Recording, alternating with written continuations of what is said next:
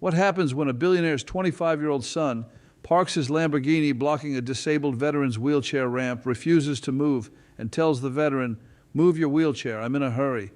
This entitled young man is about to learn that some parking spaces can't be blocked, some veterans can't be dismissed, and some billionaires choose justice over protecting sons who treat disabled people like obstacles. Thanks for watching Judge of Justice. Don't forget to like and subscribe for more powerful real-life courtroom moments. But what makes this case absolutely enraging isn't just the blocked wheelchair ramp or the dismissive cruelty. It's where the veteran was trying to go, what the billionaire's son was doing that was so important, and what his father did the moment his assistant showed him the security footage. A decision that would shock the business world and prove that real wealth is measured in character, not dollars. It's a Tuesday morning in Providence Municipal Court. Brandon Sterling, age 25, son of tech billionaire Marcus Sterling, faces charges of blocking handicap access, harassment of a disabled person, and reckless endangerment. The incident occurred 6 days ago outside the Providence VA hospital and was captured on multiple security cameras and witness phones. Robert Hayes, age 58, is an Iraq war veteran who lost both legs above the knee to an IED blast in Fallujah in 2004. He uses a wheelchair and drives a specially modified wheelchair-accessible van. Every Tuesday, Robert volunteers at the VA hospital, helping younger wounded veterans adapt to life with disabilities. He's known as someone who never complains, never asks for special treatment, just quietly serves others. On that Tuesday morning, Robert pulled into the VA hospital parking lot. There are designated wheelchair-accessible parking spaces with extra-wide spaces and wheelchair ramps. As Robert approached one of these spaces, he saw a bright yellow Lamborghini parked diagonally across the wheelchair ramp access, completely blocking it. The Lamborghini had no handicap placard and was parked illegally, making it impossible for any wheelchair user to access the sidewalk. Robert sat in his van for a moment, hoping whoever owned the car would return quickly. But after 5 minutes, no one came. He needed to get to his 9 a.m. volunteer session. Robert carefully maneuvered his van as close as possible and tried to deploy his wheelchair ramp, but the Lamborghini was blocking it completely. He couldn't get out. Security footage shows Robert calling the VA hospital's main desk to ask for help. Then he waited. After 10 more minutes, a young man in expensive designer clothes emerged from a nearby cafe carrying a coffee. This was Brandon Sterling, and he was heading toward the Lamborghini with no sense of urgency whatsoever. Robert rolled down his window. "Excuse me, sir, that's your car blocking the wheelchair ramp. I'm a disabled veteran and I can't get out of my van. Would you mind moving it?" Brandon looked at Robert, looked at the Lamborghini, and his response was captured clearly on 3 different cameras and 2 witness phones. "I'm only going to be a few more minutes. Just wait." Robert remained patient despite his frustration. "Sir, I've already been waiting 15 minutes. I have a volunteer session at 9. I'm paralyzed and I need that ramp to get my wheelchair out. Please move your car." Brandon took a sip of his coffee, checked his phone, and said something that would change his life. "Look, I'm meeting someone important here in 5 minutes. You can wait or find another spot. Move your wheelchair van somewhere else." Robert was stunned. "Sir, there is no other accessible spot available, and you're parked illegally blocking the ramp. I literally cannot get out of my van." Brandon's response was even worse. "That's not my problem. I'm in a hurry. Figure it out." Then he turned and walked back toward the cafe, dismissing Robert completely.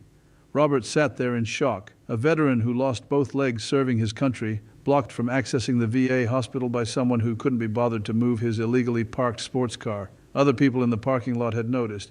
A woman named Jennifer Martinez, a VA nurse, approached Brandon as he walked away. "Excuse me, that veteran can't get out of his van because of where you parked. He's trying to volunteer here. You need to move your car now." Brandon barely looked at her. I said, "I'll move it in a few minutes. Tell him to relax."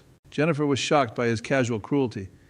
"He's been waiting 15 minutes already. He's a disabled veteran. This is a VA hospital. Show some respect." Brandon actually laughed. "Respect? I drive a $400,000 car. I don't take orders from nurses and wheelchair people. I'll move when I'm ready."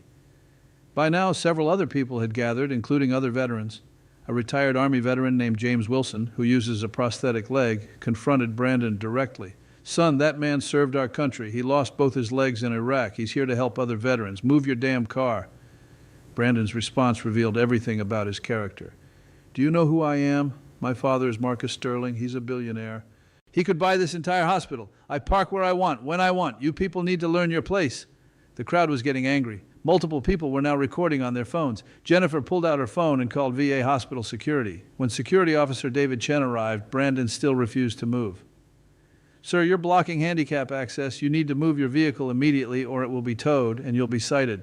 Brandon pulled out his phone and made a call, putting it on speaker so everyone could hear his sense of importance. Dad, I'm at the VA and some security guard is threatening to tow the Lamborghini. Handle this. The voice on the phone was Marcus Sterling, the billionaire. Brandon, why are you at the VA? Brandon's tone was annoyed. I'm meeting Taylor here. Her dad works here or something, but now these people are harassing me about where I parked. Marcus Sterling's voice became serious. Brandon, where exactly did you park? Brandon waved his hand dismissively. I don't know, some ramp thing. There's a guy in a wheelchair complaining. Just call someone and make this go away. There was a long pause on the phone, then Marcus Sterling's voice, now cold. Brandon, are you blocking a wheelchair ramp at a VA hospital? Brandon rolled his eyes. It's not a big deal, Dad. Just use your influence. These people need to know who we are. The silence that followed lasted at least 10 seconds. Then Marcus Sterling said something that made Brandon's face change. Brandon, move your car right now, then wait there. Don't go anywhere. We're going to have a conversation about this. But Brandon didn't move the car. Instead, he hung up and turned to Officer Chen. My father is handling this at a higher level. You're all going to regret harassing me. That's when things escalated. Officer Chen called Providence Police. When Officer Sarah Kim arrived, she assessed the situation. Lamborghini blocking handicap access. Disabled veteran unable to exit his van for over 30 minutes now. Crowd of angry witnesses. And an entitled young man refusing to move. Officer Kim approached Brandon. Sir, you're in violation of multiple traffic laws. Move your vehicle immediately or you'll be arrested. Brandon actually laughed. Arrested for parking? You have no idea who you're dealing with. My father is Marcus Sterling. Google him. He's worth $3 billion. You're going to lose your job over this. Officer Kim remained professional. Sir, I don't care who your father is.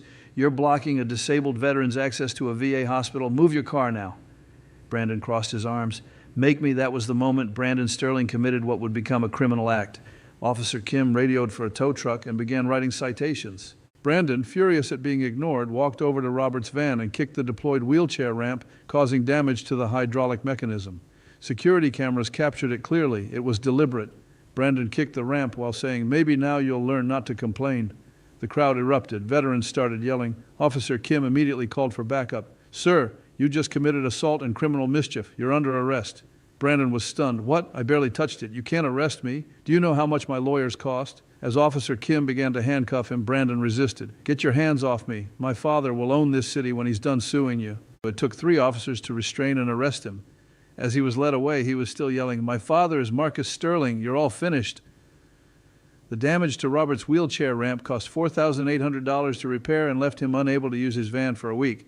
But what Brandon didn't know was that his father, Marcus Sterling, had immediately driven to the VA hospital after that phone call.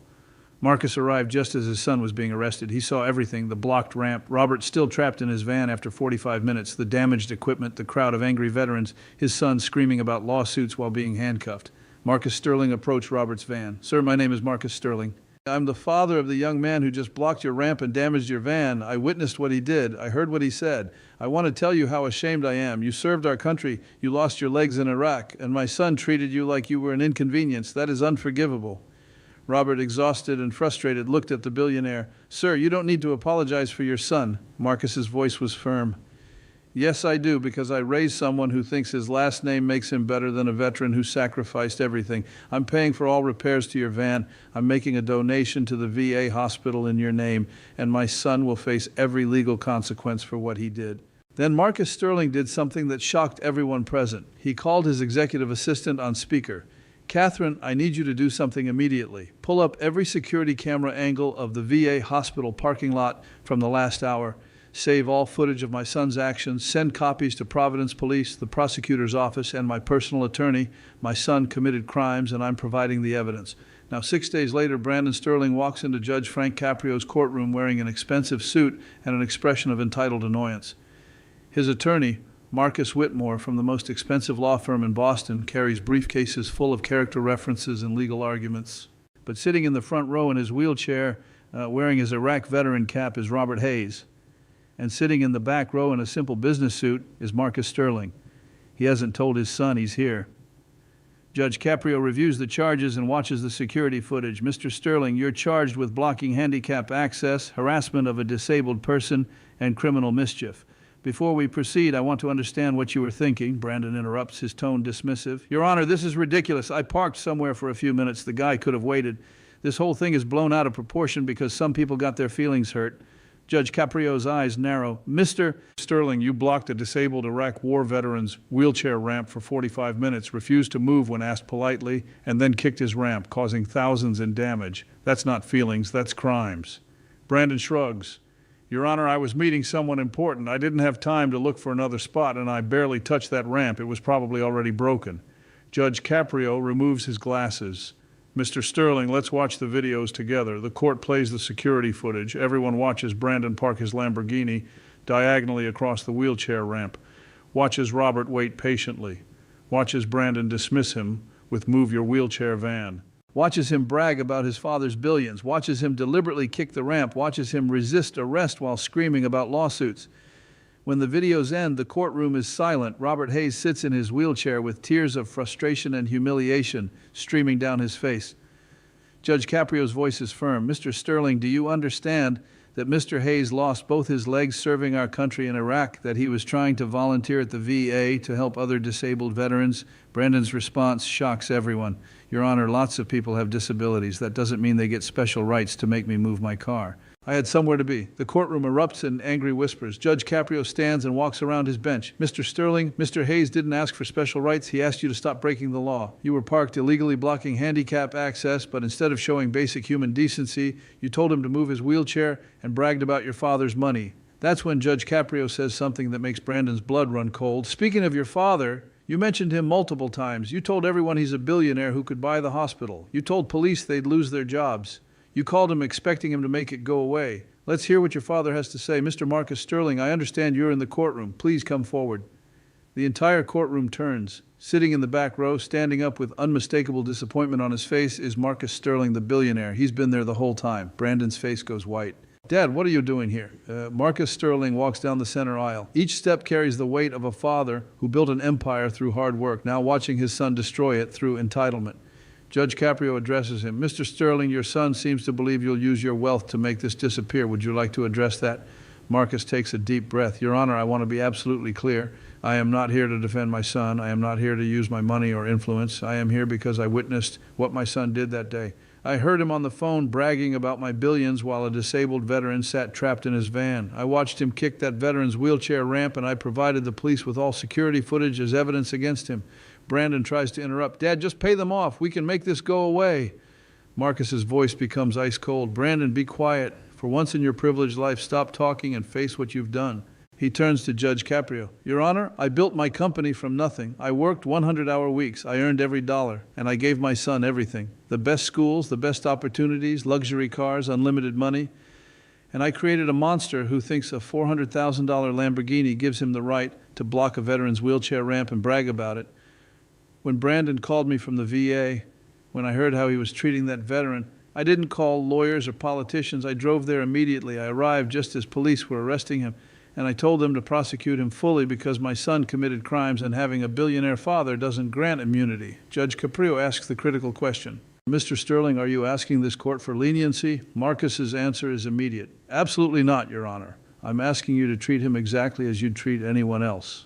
Actually, he should face harsher consequences because he's had every advantage in life and still chose to be this cruel. Brandon is in shock. Dad, you're supposed to help me. You always fix everything. Marcus finally looks at his son directly. Brandon, I have fixed everything for you your whole life. Every speeding ticket, every club incident, every entitled tantrum. I made it go away with money.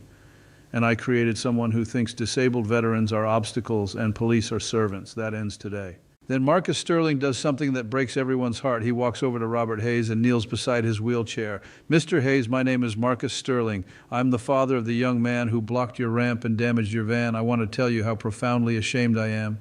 You served our country in Iraq. You lost both your legs defending our freedom. You volunteer your time helping other veterans. And my son treated you like garbage because he was in a hurry. That is unforgivable. Robert extends his hand. Mr. Sterling, you don't need to apologize for your son's choices. Marcus shakes his hand, both men emotional. But I do, Mr. Hayes, because I gave him everything except values. I taught him about wealth, but not about worth. I showed him power, but not respect. And you paid the price for my failure as a father. Judge Caprio lets the moment breathe. Then he announces his sentence. Brandon Sterling, I find you guilty of all charges. You will serve 60 days in Providence County Correctional Facility. You will pay full restitution to Mr. Pays for his van repairs totaling $4,800. You will pay a fine of $10,000 for blocking handicap access. You will complete 400 hours of community service at VA facilities, working with disabled veterans. You will attend mandatory disability awareness training, and your driver's license is suspended for 2 years. Total 60 days jail, $14 to $800 in fines and restitution, 400 hours at VA facilities, disability training, 2-year license suspension. Brandon's attorney objects. Your Honor, jail time for a parking violation is excessive. Judge Caprio's response is devastating. Counselor, your client didn't just park illegally. He blocked a disabled veteran for 45 minutes, bragged about his billions, kicked a wheelchair ramp causing damage, and resisted arrest. This sentence is appropriate. Finally, Brandon breaks down. Dad, please stop this. Marcus Sterling's voice is quiet but absolute. Brandon, you will serve every single day. You will complete every hour. And maybe, just maybe, spending 400 hours with the veterans you dismissed will teach you what real strength looks like. Robert Hayes speaks. Your Honor, may I say something? Judge Caprio nods. Robert looks at Brandon. Son, I don't hate you, but I hope during those 60 days and 400 hours you meet other disabled veterans. You hear our stories. Do you understand that handicap access isn't a convenience, it's survival? I lost my legs so people like you could live in freedom. I hope you learn to appreciate that. 4 months later, Brandon completed his 60 days. The first weeks were anger, but working his 400 hours at Providence VA, meeting veterans in wheelchairs, veterans with prosthetics, veterans learning to live with catastrophic injuries, something changed. He met Robert Hayes again during volunteer hours. Mr. Hayes, I blocked your ramp because I thought my time was more valuable than yours. I kicked your equipment because I was angry someone dared to inconvenience me. I was wrong. I'm sorry. Robert saw genuine change. Brandon, I accept your apology, but more importantly, I see you've learned. That's what justice should do. 1 year later, Brandon spoke at a business school. A student asked about his transformation. I grew up thinking money made me superior. Then I met veterans who sacrificed everything and asked for nothing except basic respect and access. My father's billions couldn't teach me that. 60 days in jail and 400 hours with real heroes did. Marcus Sterling's decision was controversial in business circles, but he never wavered. When asked if he regretted it, he said, I don't regret holding my son accountable. I regret it took blocking a veteran's wheelchair for him to learn that character matters more than cars. Judge Frank Caprio's sentence taught a lesson about true wealth. It proves some fathers love their children enough to let them face necessary consequences. Subscribe for more stories where privilege meets accountability. Like if you believe handicap access is sacred, remember Marcus Sterling's words, I gave him everything except values, justice served, lessons learned.